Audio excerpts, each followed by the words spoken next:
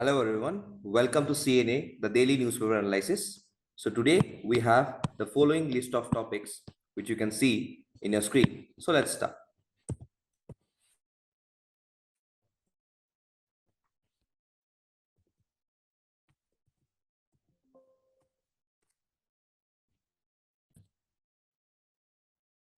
Hello everyone, welcome to CNA, the daily newspaper analysis. Today we have got the following contents of topics. So let's discuss.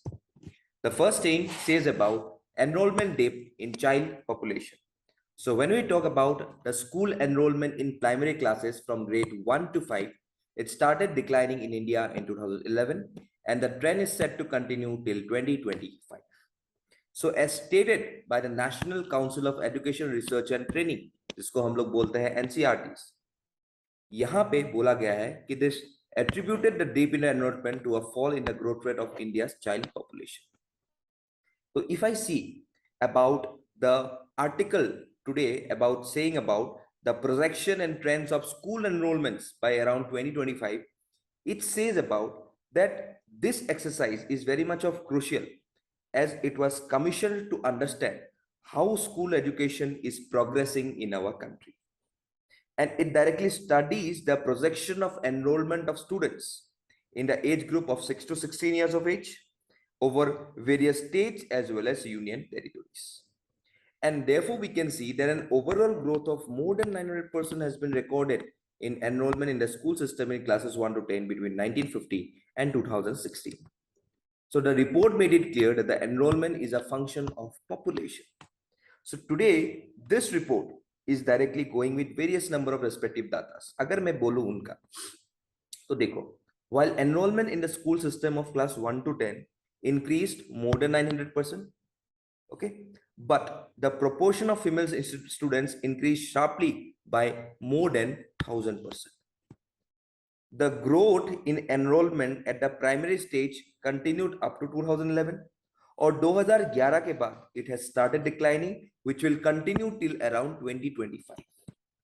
If I say about the upper primary sections of classes 6 to 8 and secondary stages between 9 to 10, it started witnessing a decline in enrollment from 2016 to 2019. And this directly says that enrollment is directly a function of population. So if we see about the census 2011 data, the proportion of children ages 0 to 6 years in the overall population declined from 18% to around 13.12% by the time of 2011. So if I see about such number of reduction, today the reduction in enrollment of even the scheduled castes, scheduled tribes is remarkably more as comparable to the overall enrollment pattern in India. तो यहाँ पे ये जो enrollment ये कम होता जा रहा है, and therefore NCERT is very much concerned today why this dip can be seen in the enrollment categories. Because अगर enrollment गिरता है, so the respective populace in the country, which will be the future of the country, वो लोग क्या पढ़ेंगे, वो देश को कैसे तरक्की के मार्ग पे लेके जाएंगे. So therefore, we are today very much concerned about this report, and therefore the NCERT has directly analyzed such number of trends, because such number of trends is a derailment for the country's progress. And if it existed for more period of time, then in some point of time, it may lead to the collapse of the educational system of the primary level, which will in the future will slow the respective growth rate of a country like India. Okay, so ये एक issue है about the dip in child of the enrollment in the populace. आते हैं next page about clustering of colleges. So we could see about the University Grants Commission has finalized guidelines for transforming colleges and universities into multidisciplinary institutions. So today, if I see about that, currently the colleges are very much connected with universities through an affiliating system. Okay, कि ये affiliated towards Guwahati University, ये affiliated towards Dibrugarh University, तो ऐसे ऐसे करके होता है. We can see that where universities design the syllabi, the conduct examinations and award degrees, while teaching is done on colleges. Teaching college का जिम्मेदारी है, एग्जाम कंडक्ट करना, ठीक है, सिलेबस डिसाइड करना, डिग्री अवार्ड करना ये किसका काम है? यूनिवर्सिटी का काम है. And the guidelines of this respective element intends to bring affiliated college onto the track of progressive autonomy, leading to a degree awarding institution and finally into universities. So यहाँ पे clustering of colleges का पहला चीज आता है. इसमें क्या होता है? If the UGC has suggested an academic collaborations between institutions through clusters of higher education institutions in order to promote what? Multidisciplinary education and research in online and offline models. The member colleges in this respective cluster of the colleges will continue to function as affiliated colleges under the university. But in later stages of time, they will go for various number of programs and will guide the student research projects. So at the initial years, the affiliating university may affiliate the cluster of colleges as a single unit. And this can later evolve into various number of research or teaching universities. Also, the restructuring of higher education is a mandate. If I merge a single stream institution with other multidisciplinary institutions under the same management, as well as expanding the number of departments in a college or university by adding some of the new subjects, the restructuring of higher education will enable academic collaborations and offering of various number of dual as well as integrated degree programs. For instance, मैं अगर एक example दूं, supposedly if a student will be able to complete the first degree at the host institution and an additional second degree at a partnering institution without going through the admission process again. क्यों? Because we have now coming up with various number of clusters to go for a multidisciplinary institution. Also, यहाँ पे खाली students का ही help नहीं होगा. किसका help होगा? Faculties का भी हेल्प होगा जो टीचिंग कराते कहाँ पे? कॉलेजेस में. So the capacity building for faculty will also get involved so that they can teach, train and research in multidisciplinary annual academic programs, such as through initiatives like annual refresher program in teaching. तो इसको हम लोग बोलते हैं ARPIT, ARPIT, annual research program in teaching, as well as also an investment towards longer assessment tools. तो ये अगर हम लोग किए, then a respective area or a respective college cannot be bound by a single disciplinary approach. So it will directly go towards a multidisciplinary approach, which is directly the aim of going in for clustering of colleges. Okay, तो ये एक discussion है about the clustering colleges proposed by the UGC. Next पे आते हैं. UN Uyghur right abuses. So UN accuses China of the Uyghur right abuses. Okay, so China denounces the HRC report as a patchwork of false information. So देखो, Uyghur directly is facing, Uyghur is just this region of the Xinjiang that is directly the northwestern portion of China. तो अभी फिलहाल इसमें हम लोग को पता है कि उइगुर के साथ कितना जुर्म हो रहा है वहां पे, कितना एट्रोसिटीज हो रहा है वहां पे. ठीक है, तो China is directly pressurising and ये सब ड्वेल पॉलिटिक्स होता है सब चीज का कि आज पाकिस्तान को भी वो सब नहीं देख रहे because we know Pakistan is directly an evergreen और China is directly an evergreen friend of Pakistan.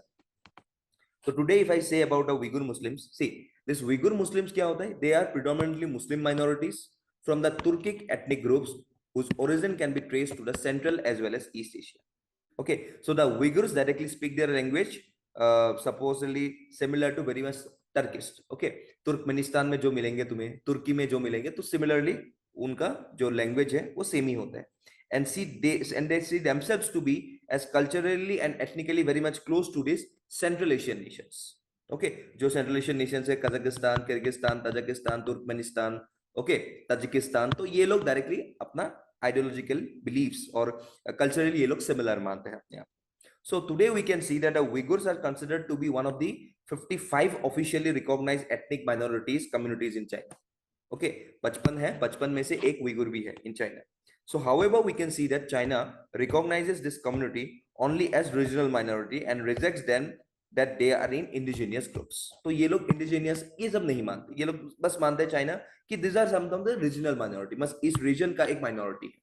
Okay, तो ऐसे टाइप का मानते हैं. ठीक है, they directly rejects that they are some of the indigenous groups of this respective region of China. ये लोग चाइना का हिस्सा मानते ही नहीं है कि ये लोग मानते ही नहीं है कि ये लोग चाइना के लोग हैं. ठीक है. So therefore we can see that today, since this region has got a higher population of this respective people who are known as Uyghurs, a significant population can also be found in areas which are very much close to it. यहाँ पे देख सकते हो Kazakhstan में मिलेगा, Kyrgyzstan में मिलेगा, Tajikistan में मिलेगा, सब जगह मिलेगा. Okay, so today we can see that over some of the past few decades, as economic prosperity has come to Xinjiang, it has brought with a large number of majority Han Chinese who have concerned for better jobs and left the Uyghurs feeling their livelihoods and identity were under threat. तो यहाँ पे sporadic violence हुआ है 2009 से, which culminated in a riot that killed around 200 people, mostly the Han Chinese. Okay, in a region at a capital which is known as Urumqi. यहाँ पे देख सकते हो इस capital में हुआ है. So these Uyghur Muslims for decades are under some of the false accusations by the Chinese government of terrorism and separatism, which have suffered from abuses including persecution, forced detention, intense scrutiny, surveillance, and even slavery. However, we can see that China claims it camps to be educational centers, लेकिन असली में वो educational centers नहीं है, वो क्या है? Detention centers. Okay, so today we can see that in December 2020, I remember China approved an extradition treaty with Turkey, which aimed at strengthening the judicial cooperation to facilitate a crackdown on transnational criminals, including terrorists. And the extradition agreement came amidst deepened economic and financial ties between Turkey and China. मैंने क्या बोला था? Because they directly affiliate themselves towards closely with Turkey. Okay, so therefore we can see that today there are various concerns associated with these Uyghur Muslims. Okay, today even if I say about the India stand, Indian government has maintained near silence on this Uyghur crisis because India के पास इतना problems है कि क्या बोलेंगे, because China के साथ हम लोग का relation ऐसे ही tense रहता है. So therefore India is totally remaining silent in this respective case. लेकिन फिर भी UN directly accuse करता रहता है China को on this respective abuses. तो यहाँ पे क्या हो सकता है solution? So therefore we can see that all the countries should directly reconsider their position and urge China to immediately stop the persecution of the Muslims who are directly prohibiting and even they are directly prohibiting the Islam in this respective Xinjiang. Even उन लोग का जितने भी mosques है वो mosque directly pattern change करने बोल रहा है towards the shape of the Chinese mainstream monasteries. So therefore China directly should adopt multiculturalism and also accept these Uyghurs and other Turkic Muslims of China as ordinary citizens equal to the native Chinese who are directly known as the Han Chinese. Okay, तो ये सब एक issue चल रहा है in this respective region. तो ये बाकी जितने OIC है आज तक कभी नहीं सुनोगे कि OIC कभी उइगुर के खिलाफ बोलते हैं, बिकॉज ये लोग का एक पर्टिकुलर वहां पे वोट बैंक चलता रहता है, उन लोग का पॉलिटिक्स चलता रहता है. तो this is something of the case which is totally in run in its respective northwestern province of China. Okay, next पे आता है pay for liquid debt. तो यहाँ पे जो spurious liquor है उसके बारे में बोला गया है यहाँ पे. Okay, because alcohol is a subject in a state list under the 7th schedule. Okay, and many states have levied VAT or excise duty or both. ठीक है, liquor contributes a considerable amount for the exchequers. लेकिन फिर भी यहाँ पे बोला गया है about a plea that who died after drinking some of this spurious liquor. तो मैं अगर बोलूं अबाउट अल्कोहल, तो अल्कोहल क्या है? Alcoholic beverages are directly made by what? Fermentation of sugar as well as starch substance.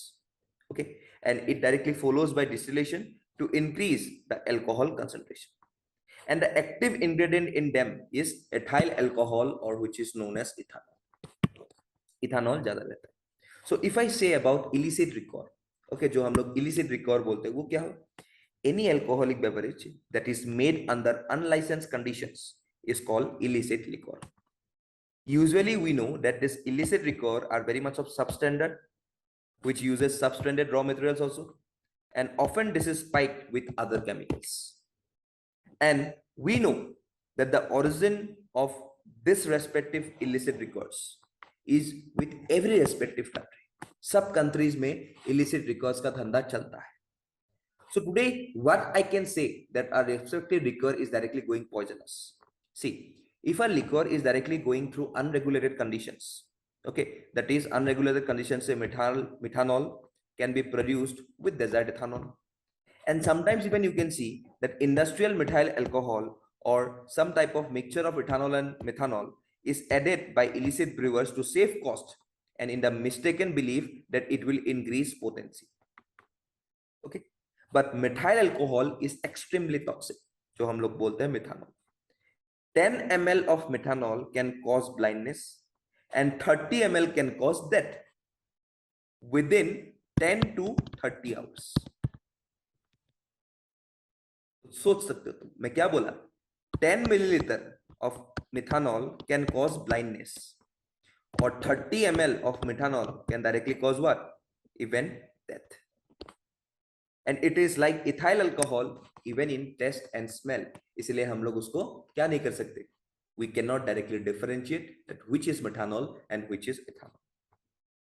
If I see about the treatment associated with such number of poisonous sticks, ethyl alcohol and fomepizole are used as antidotes, inviting the metabolizing of methyl alcohol so that it passes through urine. An advanced treatment requires hemodialysis to remove toxic substances from the bloodstream. Okay, तो ethyl alcohol जो हम लोग बोलते हैं ethanol, और फोमेपिजोल, FOMEPIZOL, फोमेपिजोल, ये देते हैं क्या, antidotes, which directly inhibits the metabolizing of methyl alcohol so it that passes through the urine.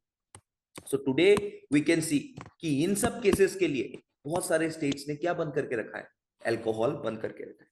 उनमें से I can say about Bihar, Gujarat, Mizoram and Nagaland, where the sale of alcohol is totally prohibited.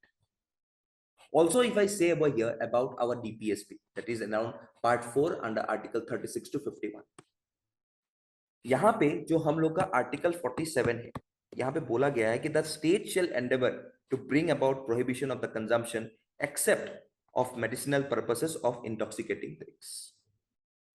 Directive principles में भी बोला गया है. तो ये जितने भी स्टेट्स है, ये डायरेक्टली इस directive principles of the state policies को ही मान रहे हैं. Okay, so today we could see that even the government is going for various number of dry days, क्योंकि ड्राई डेज क्या होता है, वो स्पेसिफिक डेज होता है when the sale of the alcohol is prohibited in the state. Okay, और ये fix कौन करता है, स्टेट गवर्नमेंट फिक्स करता है.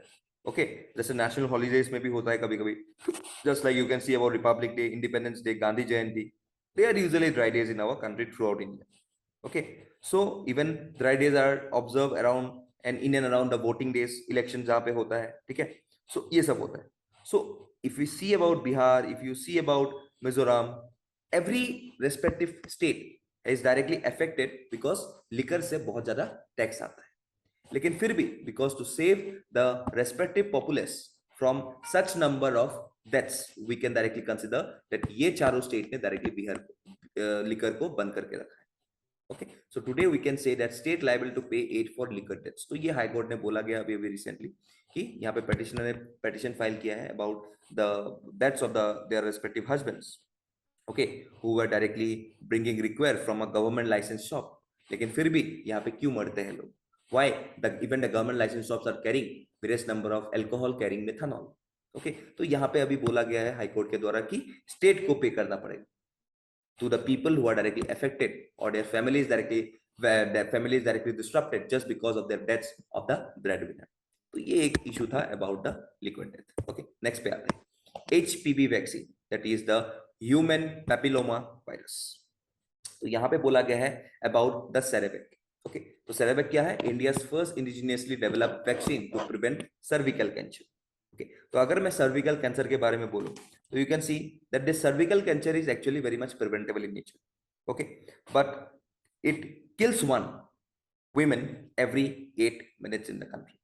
तो cervical cancer generally it can be seen only in the women. Okay, cervix बोलते हैं तो हम लोग का बस वुमेन के पास ही रहता है, ठीक है.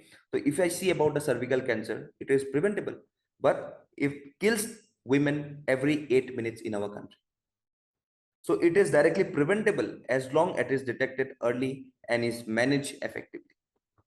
So cervical cancer कैसे होता है? It is a common sexually transmitted infection, and long lasting infection with certain types of HPV is the major cause of cervical cancer.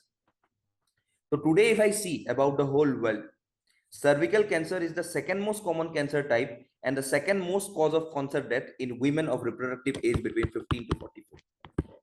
And India accounts for around a fifth of the global burden, that is with 1.23 lakh cases and around 67,000 deaths per year according to WHO, International Agency for Research on Cancer. So यहाँ पे screening and vaccinations are two powerful tools that are available to prevent cervical cancer. But still there is very little awareness among women for prevention of this cancer, and less than 10% of the Indian women get screened. So the all women aged between 30 to 49 must get screened for cervical cancer, even if they have no symptoms, and get their adolescent daughters vaccinated with HPV vaccine. So today, if I say about the existing vaccines, 2 vaccines are licensed globally and are very much available in our country. आज हम लोग का country में मौजूद है. एक है about this vaccine which is known as quadrivalent vaccine. इसको हम लोग बोलते हैं गार्दासिल. एंड अ bivalent vaccine उसको बोलते हैं हम लोग सर्वेरिक्स. Okay, so although HPV vaccination was introduced in 2008, it is yet to included in the national immunization book. तो यहाँ पे ये जो सेरावेक्स है, पहले क्या था, हम लोग ने दोनों बोला था क्वाड्रिवेलेंट वैक्सीन और दूसरा बोला था बाइवेलेंट वैक्सीन. क्वाड्रिवेलेंट को हम लोग बोलते हैं गार्दासिल और बाइवेलेंट को हम लोग बोलते हैं सर्वेरिक्स. ओके, तो ये बाहर वाले हैं, बाहर से आया है. ठीक है, it's a global vaccine. So India today is directly building its own indigenously developed vaccine for prevent cervical cancer, और उसको क्या नाम दिया है, सिरावैक्स.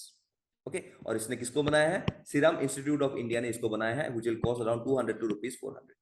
सो सिरावैक क्या है, क्वाड्रिवेलेंट वैक्सीन है, meaning it is effective against at least 4 variants of cancer causing HPV. तो ये डायरेक्टली जो वैक्सीन है हम लोग का, ये किसके लाइंस पे जा रहे हैं, गार्डासिल के लाइंस पे जा रहे हैं. Gardasil, okay, which is a quadrivalent vaccine. तो ये भी क्वाड्रिवेलेंट वैक्सीन है. जो हम लोग बोले थे अबाउट सर्वेरिक्स, ओके, तो वो सर्वेरिक्स क्या है, बाइवेलेंट है. बस 2 टाइप्स को ही पहचानते हैं, लेकिन यहाँ पे हम लोग का 4 वेरिएंट्स है. So it is resulted from partnership of DVD biotechnology industry and Bill Melinda Gates Foundation that supported the serum development efforts. Okay, so therefore we need to go with such number of things, because अगर हम लोग बोले about HPV, तो HPV जो infection है, ये cause किसने कौन करता है cause, it's a DNA virus from the papillomaviridae family. So today we can see that nearly all cervical cancer is due to HPV, and 2 strains, ये याद रखना, HPV16 और HPV18. This account for 70% of the cases of cervical cancer. And therefore we can see that it is very important to note that this HPV DNA test is only available for diagnosing, and there is countries no FDA approved test available for diagnosing HPV in men. Man में ये आज test करने के लिए हम लोग के पास resources नहीं है. लेकिन if we wants to directly prevent this HPV to directly reduced in number with respective to women, तो हम लोग को डायरेक्टली ये जो वैक्सीन है, ये जो 2 हम लोग का डेडली वायरस है, इस वैक्सीन के थ्रू से हम लोग हर औरत को प्रोटेक्ट कर सकते हैं. ठीक है, तो इसलिए ये वाला एक चीज न्यूज पे था. लास्टली आता है किसको, अबाउट एन एडिटोरियल. तो ये रिसेंट डिबेट चल रहा है. ओके, तो ये जो बिल्किस बानो वाला केस है, इसके लिए ही हुआ है. तो यहाँ पे क्या है, can civil servants express their views on laws और गवर्नेंस. तो पहले तो जान लो कि ये न्यूज में क्यों है. See, a senior IAS officer, okay, who was known as Smita Sabharwal from Telangana, she tweeted from her personal account in support of Bilkis Bano and questioned the government decision, that is the Gujarat government decision, sparking of a row over whether she was in the breach of Central Civil Services Conduct Rules of 1964, and reviving the debate on the freedom of civil service to express their personal views on matters of law and governance. So today, if I see about who are civil servants, so see, in a modern democracy, a civil servant is an official in the service of the people and is recruited based on predetermined qualifications. So civil servants are bureaucrats who need to be familiar with the laws and regulations of the country and are directly expected to act in the best interest of the country and its citizens. Okay, so therefore they have various number of roles to perform. Supposedly they have to maintain their integrity, they have to go for fearlessness, they have to maintain their independency. तो ये सब होता है. Even the Central Civil Services Conduct Rules of 1964 says it very clearly about the principles as what the government expects from its employees. It has been clearly written that what the official conduct rule, if it gets violated, तो warning face करेंगे या disciplinary action face करेंगे या departmental proceedings, तो ये सब लिखा गया है. लेकिन यहाँ पे एक रूल का बात आ रहा है which is known as Rule 9 of this code. तो Rule 9 क्या है? The Rule 9 of the Rules of the Civil Services Conduct Rules states that no government servant shall make any statement of fact or opinion which has the effect of an adverse criticism of any current recent policy of the action of the central government or the state government. तो ये Rule 9 में लिखा गया है. ठीक है, तो today this Rule 9 is only violated by whom? This respective bureaucrat who is known as Smita Sabharwal. So यहाँ पे डायरेक्टली क्वेश्चन किया गया है about the freedom of expression. Today if I see about the freedom of expression, so the citizens of the country have this right as a fundamental right, which is directly guaranteed to them by the respective constitution. Okay, so if I directly go with this respective statement given by Smita Sabharwal, we can directly say that she is actually speaking the truth to power. Okay, and even in various number of cases associated with the judiciary, supposedly here I would directly mention about Lipika Paul versus state of Tribune. As a government servant, the petitioner is not devoid of a right of free speech, which is a fundamental right, which can be curtailed only by a valid law. तो even Lipika Paul versus state of Tripura में भी बोला गया है कि जो हम लोग का फंडामेंटल राइट है, ओके, बस एक गवर्नमेंट सर्वेंट होने से ही उनका जो fundamental right of freedom to speech है वो वायलेट नहीं होता है, वो डायरेक्टली खत्म नहीं हो जाता है. तो यहाँ पे ये बोला गया है. ठीक है, तो अगर मैं क्रक्स बोलूं of this respective judgment in the simple words, ये वाला जो केस मैंने बोला है, तो the petitioner was very much entitled to hold her own beliefs and express them in a manner she desired, subject not to cross the boundaries laid down by the conduct rules which were applicable in Tripura also. And a fundamental right cannot be curtailed except by a valid law made by a legislature. Okay, so why this judgment is important in this context? Because we could see that यहाँ पे directly freedom of speech को बढ़ा और fundamental rights को एक अलग दर्जा दिया गया है even for a respective civil servant. Okay, so therefore today the action of the IAS officer, अगर मैं बोलूं is can be justified or not, तो यहाँ पे मैं बोल सकता हूँ, देखो, since she added the words civil servant in her tweet, is because the dharma of the civil servant is to uphold the constitutional principles in letter as well as in spirit. And even in Bilkis Bano case, both the spirit of the constitution and the rule of law were being subverted. Hence, our action can be justified. So, मैं बोल सकता हूँ, yes, she is very much of correct. She is very much of justified in her respective. क्योंकि Bilkis Bano case में क्या हो गया है? The rule of law and the respective spirit of the constitution were subverted. So, यहाँ पे अगर बोल सकते हो कि can we directly justify rule 9 here in this context? ठीक है? तो यहाँ पे भी एक अलग था इश्यू होता है कि देखो, the rule does not violate Article 19. Okay, it is a rule, it's not a law. It's not the constitution. ये जो हम लोग का बुक है, rule code है, it's not the constitution. Freedom of speech is given in the constitution, but these are conduct rules and they are imposed because there are to some discipline in an organization for that organization to function. And there is a process of decision making. Right from below, the matter is examined, the pros and cons are taken up, bureaucracy is given an opportunity to examine all the aspects, write their notes of the objection, and finally it reaches the political executive. And when a policy is decided, it has to be obeyed and complied with the bureaucracy. तो अगर मैं इस चीज का total crux में बोलूं, एक respective conclusion, तो you can see that anybody could challenge these rules as they are offending constitutional fundamental rights of civil servants. Then the Supreme Court would be forced to come down and say either it is good or it is bad and give reason for respective element which the Supreme Court does. तो देखो, freedom of speech and expression directly हम लोग का fundamental right है article 19 के तहत. तो ये किसी के लिए भी, even if he is a public servant, it does not mean that fundamental right is directly curtailed.